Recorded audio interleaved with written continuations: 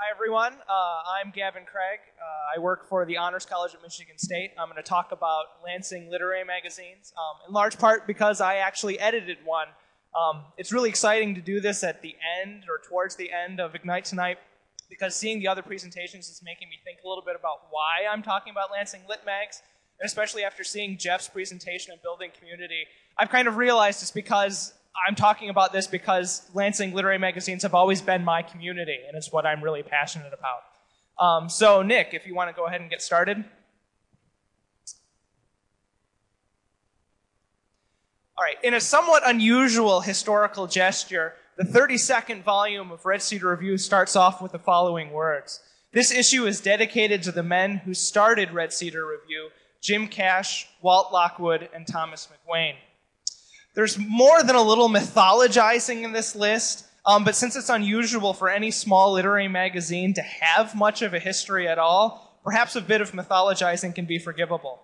Still, let's take a look at some of the particulars and kind of learn about why these mistakes are made or what's gained from talking about it in a certain way.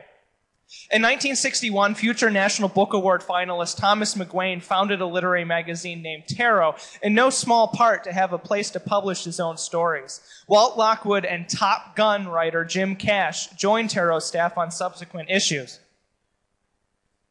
After McGuane graduated in '62, Walt Lockwood relaunched Tarot as Red Cedar Review. Even listing Red Cedar Review as having been created by a group of men is a bit misleading, as in 1966, Peggy Case took over Red Cedar Review, and her editorship culminated in 1969's all-black issue, which featured seconds on Nigerian poets and Black American poetics, as well as an original Pablo Neruda translation and a poem by then-unknown Margaret Atwood. The point I'm making here is that the creative impulse is not always tied to the historical impulse. Small literary magazines publish and disappear, and this is not entirely a bad thing. Not being tied to a history gives small literary magazines the freedom to innovate. A good example is Dennis Pace, who used most of his 1973 budget to print a double issue and then had to find a way to print 2 more issues that year. His first solution was to print an issue as a set of posters collected in a manila envelope. It should be noted that Dave Edger's magazine McSweeney's, you may have heard of that, did something similar in 2005.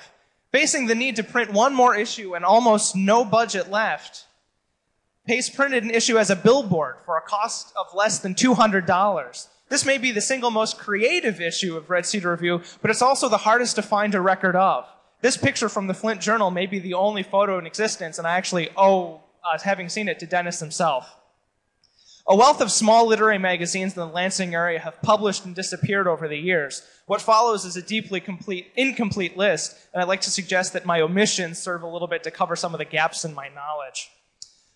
Zeitgeist was an independent lit mag published in the mid to late 1960s. Unsurprisingly, it had an anti-authoritarian streak, although it shared a number of authors and a few editors with its more official counterpart, Red Cedar Review. In the 1970s, Red Cedar Review had a lot of company, including Happiness Holding Tank, an assemblage magazine curated by Albert Drake, who was also Red Cedar Review's faculty advisor.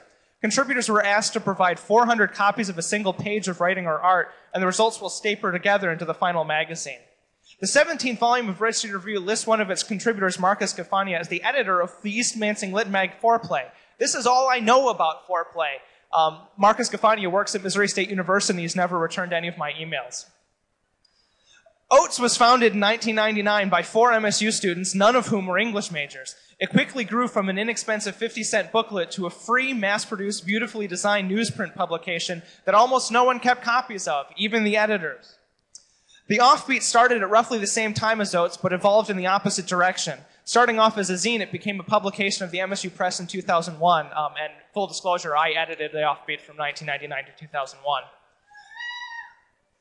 Today, there are 2 major student literary magazines still publishing, Red Cedar Review, which has its 50th anniversary this year, and The Offbeat, which has its 10th. If there's any problem, it might be that the 2 have too much history and aren't quite as creative as they used to be. Most student-run publications today are more journalistic than creative, and non-student publications like The New Earnestness and The Pure No Nonsense, which were put together by Scene Metrospace director Tim Lane, are rare but are worth looking for. There's a lot of anxiety in the broad publishing world over online publishing, But I'd like to suggest that the lack of formatting restrictions and extremely low cost offer an opportunity to the small literary publication. The challenge is always getting started, and now that you can do it for free, more and more people, I think, should.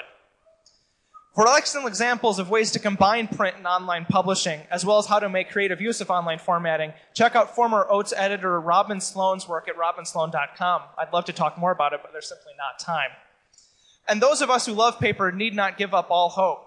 It's still possible to find a photocopied and hand-stapled zine in unexpected places on the ground at a bus stop, like this one, Arthur, suggesting that Lansing Lit Mags have a future and not just a past. I think the most hopeful thing about Arthur is that's issue number 2, meaning there was an issue number 1, and issue number 3 was actually just put out in the past couple of weeks.